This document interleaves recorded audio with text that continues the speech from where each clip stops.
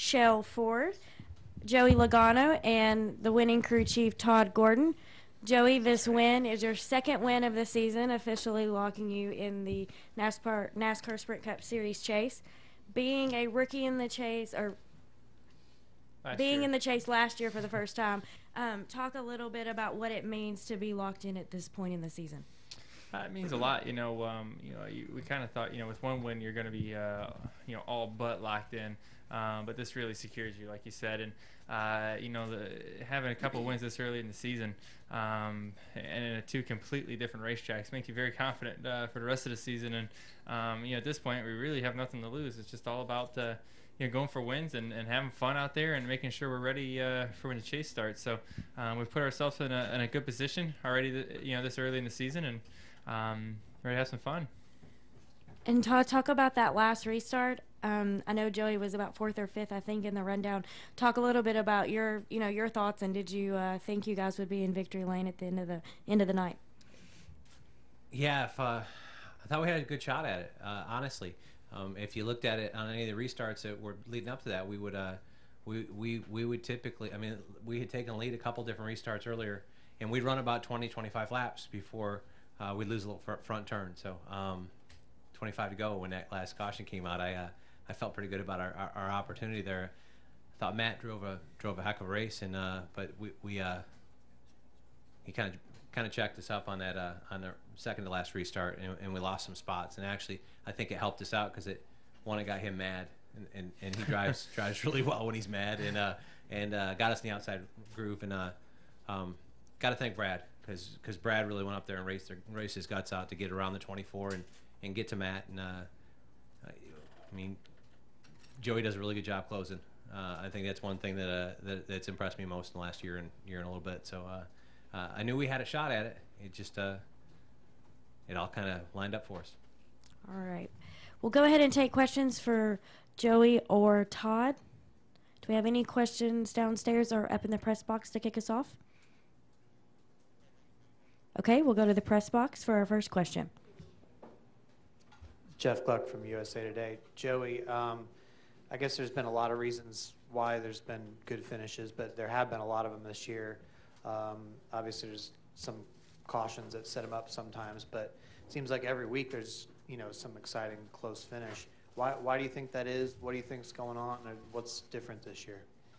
Well, I think you see the race cars. Obviously, those are the big difference from last year. Obviously, but I think just a lot of times just the way these races have been coming down to these cautions at the end, it makes it so crazy. And I felt like in that long run before the last couple cautions there, we started losing our track position. I was like, man, I need to really hold off these guys the best I can because it's going to be my only shot when the late race caution comes out. Because I was really thinking there was going to be another one, really because I felt like the tire, someone was going to blow one out before the end of the race, and there'll be a caution for that reason, and that's what happened. And at that point, like Todd said, that's my opportunity, and I didn't have a very good restart, and then I was pretty mad about it. And then after that, I had a decent restart, but the 88 didn't have the best one in front of me, and and then I was watching them all race in front of me, and I was like, okay, well, here's my shot. And the 2 car was really, really fast up top, and he was really good on restarts all night. And the 20 realized it, and the 20 was blocking him, and eventually I kind of seized parted because I got all the air on the nose while they're both up there racing each other, and I was just able to turn underneath them and pass both of them in one shot. So it worked out pretty good for me. All right. Do we have any questions for Joey downstairs? Okay, let's get a mic to Jim Utter, please, and then Mike. No. Jim Utter, Charlotte Observer. This is actually for both of you. 1 year or less than probably 6 months ago, you were battling down to the wire to make the chase for the very first time. Now, less than 6 months later, you're in a position where you're basically guaranteed a shot to compete for the championship. Could you just, both of you, talk a little bit about how much your team and your combination has come in a very short period of time? I think you got a notebook now, and I think Todd really understands what I need in a race car and what we got to do, and what we need to go fast. And really, you look at Darlington was our our worst race of the year, really, to be honest with you. And we were still a very good car. We led a lot of laps.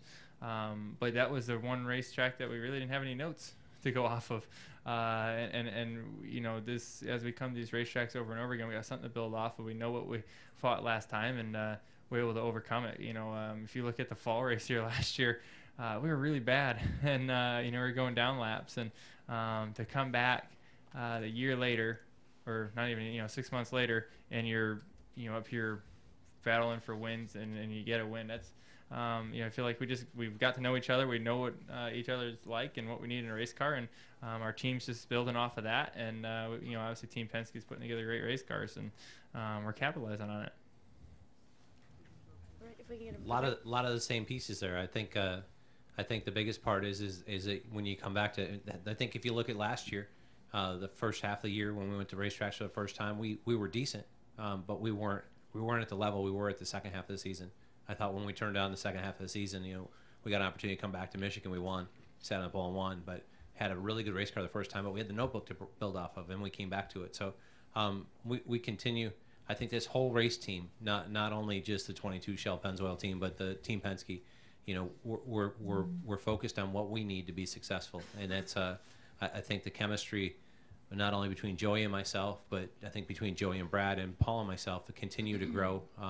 And I think as we've gotten more successful, it's allowed us, all of our organization, to have more confidence in the notebooks of each other and how we build off of each other. And that's the piece I think that it allows us to continue to build and push each other. It's proven successful. I think both of our cars had a shot at winning that thing at the end of the day. I think if we weren't in a position, I think Brad was going to race the 20 pretty hard. So we've had speed every week, and I think it's just a continuation of chemistry of communication. All right, we'll go upstairs for another question. Hey, Joey, it's Hank Kurz with AP. 9 laps to go. It seems crazy to talk about patience, but you're surrounded by former champions. You're obviously looking for something to dart through. How much do you kind of have to measure yourself and make sure you make the right move, and see the move that's available when it is, you know, just to make it work? You know, anytime you're down the end of the race, really there's no patience. It's wide open, and obviously I was able to see that in front of me. And I wanted to make sure I was close enough for when something happened, I was able to take advantage of it. And that's what I was able to do. You know, restarts, anything. It comes down to the end of the race. Patience are out the window. It's all about just go for it. And I think that's what the fans want. That's what you got this year. You know, you got the new point system. Everyone just goes for wins. You got these late race cautions, and everyone's got the same attitude. Everyone's, you know, the heck with it. You know, if we crash, we crash. We're going for wins.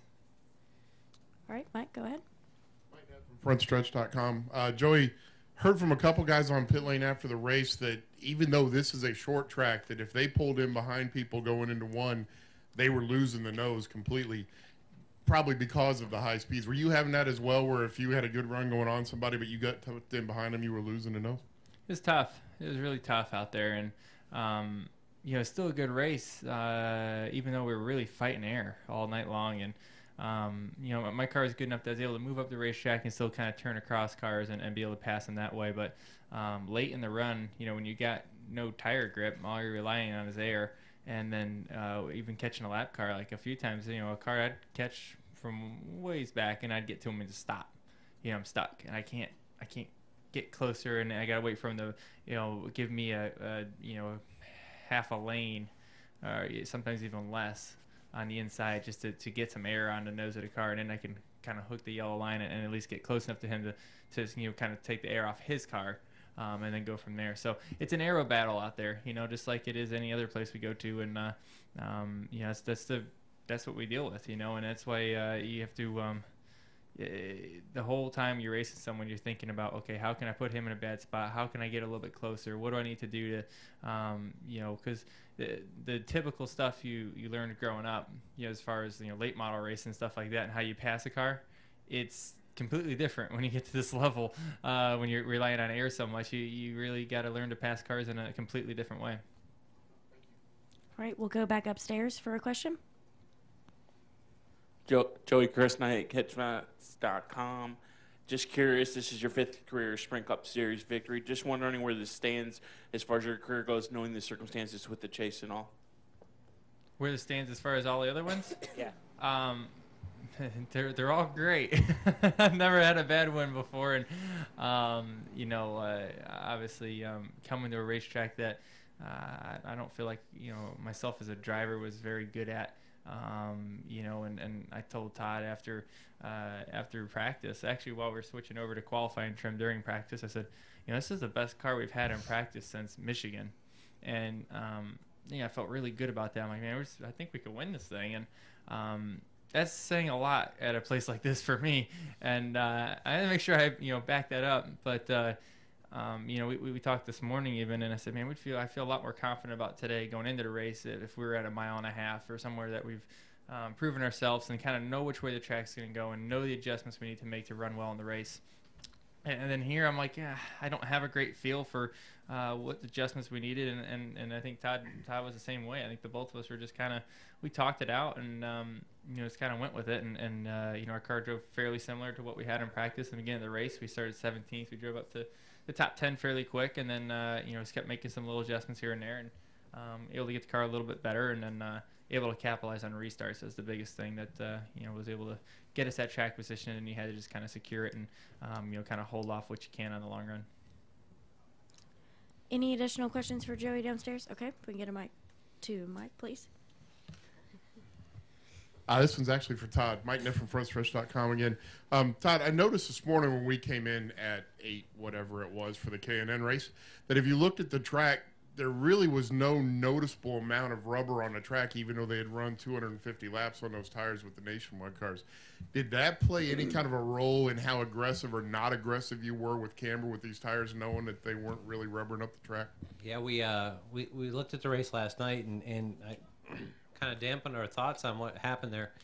With the race starting at 10:30 or 10:40 or whatever it was last night, track temperature was really cold. And I think you had a similar situation last night to what we had at Martinsville earlier this year, where it was so cold that the track would never take rubber. The track surface has got to get hot enough that the rubber will actually get into it. So, I watched the Nationwide race last night, and obviously with the 22 Nationwide car and Blaney driving it, we kind of had some ins on what was going on. We had calmed ourselves down on camber throughout practice, and really didn't see. We found balance with it. So we had already worked our way kind of conservatively. I won't say overly conservatively because we showed cords about every run today, but we showed a little, not a lot. But it's I was hoping that it was going to be warm enough that we get some rubber in the racetrack, and I think the track took a little, but it didn't take a ton, and it never really made that big jump of taking us from 50 some laps of showing just a weep of cords to usually if the track will take rubber, you'll see that turn into a 100-lap run. Didn't see it, but we were aware of it. Kind of had built ourselves into a box that that's where the new aero package and the new ride heights and everything that we've done differently to this year's car has now put a lot back in my hands of risk and reward. Goodyear does an awesome job for us in building good race tires, but they're in a box that gets smaller as we make these cars go faster as far as what they can do. So then that becomes part of my job to manage the risk that we want to take for performance. And I think we hit the number we needed to tonight. I thought the Hendrick cars probably did a little better job than we did on the long run as far as managing that, but knew that this race traditionally, if you look at stats, comes down to a short run, and didn't want to give up the speed from that. All right. Any additional questions for Joey or Todd upstairs and downstairs? All right. Congratulations, guys, again. And thought the racetrack had something for you, but maybe they'll give it to you. Oh. You're good. Cool. Oh, cool. Oh, that's awesome. Heck yeah. Check that out. I'm not much of a football player, but that's pretty cool. It's awesome, huh? Yeah. Cool. Pretty Thank you. awesome. All right. Thanks, guys. Appreciate it.